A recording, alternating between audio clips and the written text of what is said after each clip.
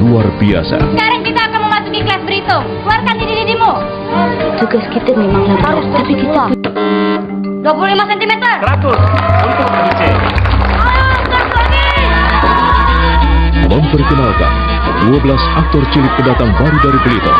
kelakuan anak-anak kuliah itu kayak setan semua. Ini nanti mau dong, tunggulah dulu. Nggak ngerti kok. Laskar Pelangi takkan terikat waktu.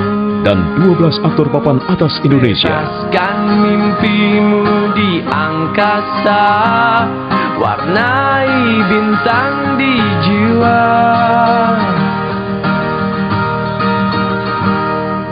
Menarilah dan Jangan lewatkan, mulai 25 September 2008, Laskar Pelangi.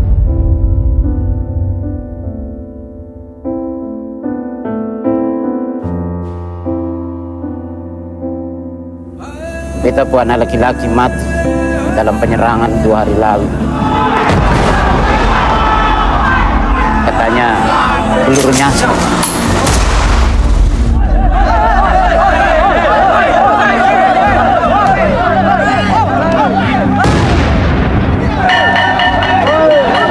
Lima orang dikabarkan tewas dan sisanya luka-luka. Salah satu dari korban tewas adalah seorang anak.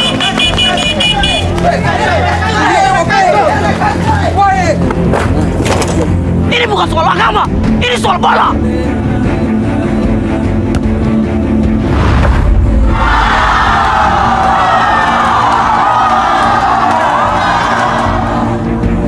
Beta berpikir nih bawa anak-anak ke Jakarta nih bisa bikin beta kembali merasa berharga. Tapi kalau subuh ini sia-sia sudah. Semua ini karena kartu merah ya, Vicky. Kalau semua orang datang ke sini untuk jadi juara, Ose punya sesuatu yang lebih besar dari itu. Kalau beta tanya Ose siapa, kamu jawab apa? Beta. Beta tanya kamu siapa, kamu jawab apa? Aku dibesarkan oleh angin dan gelombang. Ose mau gagal berapa kali dalam hidup? Bikin sesuatu tuh tanggung jawab. Saya nggak ada yang bisa bikin katong hancur. Kalau katong pun satu keinginan, para bikin hidup yang lebih baik.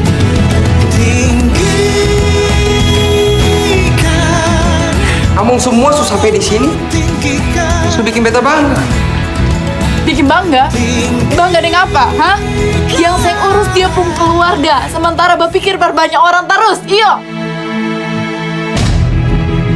Sekarang kakak Sani minta kamu semua masuk ke lapangan dengan satu keinginan.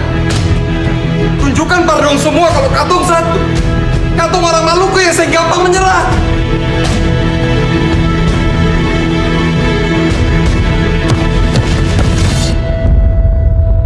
Ya, telah kita saksikan trailer dari 2 film yang sudah kita tonton, yaitu film Cahaya dari Timur, Beta Maluku, dan yang satunya adalah Laskar Pelangi.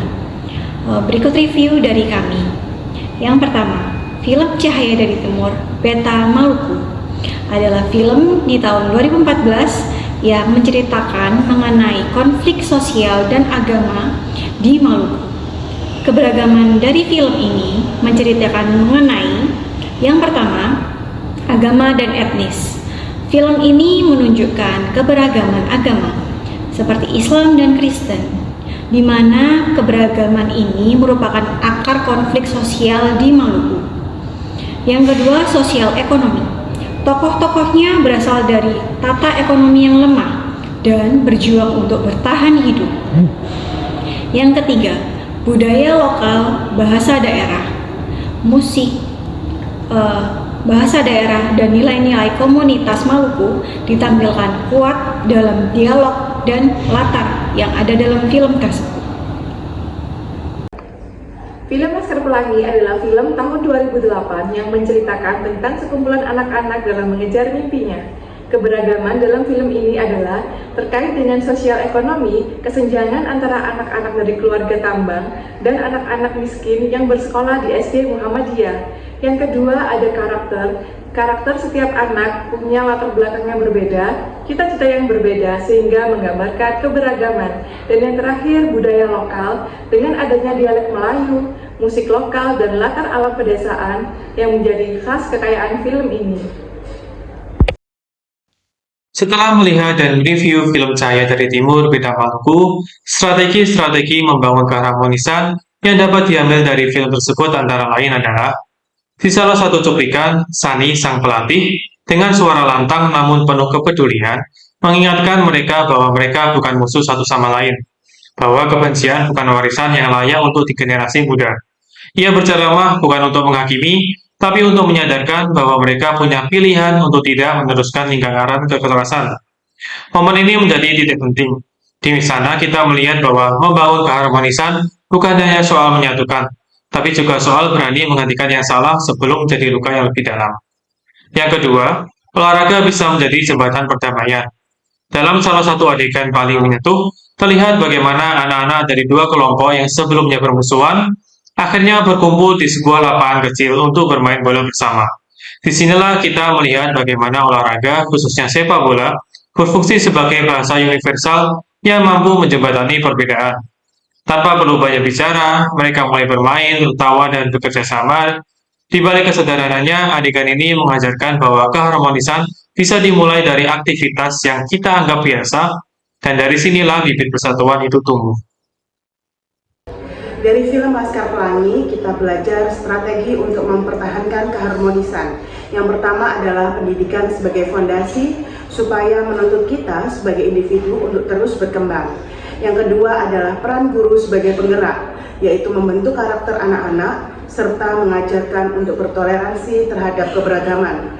Dan yang terakhir adalah kebebasan dan keberanian bermimpi. Karena dengan mimpi, kita akan dituntut untuk terus menjadi pribadi yang lebih baik ke depannya. Nilai penting yang dapat diambil dari kedua film ini adalah bahwa Indonesia merupakan bangsa yang sangat kaya akan keberagaman, baik dari segi suku, budaya, agama, bahasa, maupun adat istiadat. Namun, keberagaman ini juga menyimpan potensi konflik jika tidak dikelola dengan prinsip keadilan dan pemerataan yang menyeluruh. Keanekaragaman bukanlah sebuah kelemahan, melainkan kekuatan besar yang justru akan tumbuh subur apabila setiap elemen diberi ruang yang setara untuk berkembang dan saling mendukung. Pesan utama yang ingin disampaikan dari film ini adalah keberagaman bukan sesuatu yang harus ditakutkan atau dipinggirkan, melainkan harus dijadikan sebagai fondasi yang kokoh untuk membangun kemajuan bangsa Indonesia. Hanya dengan menghargai perbedaan dan menjaga persatuan, Indonesia dapat melangkah maju sebagai negara yang adil, inklusif, dan berdaya saing tinggi di tengah dinamika global.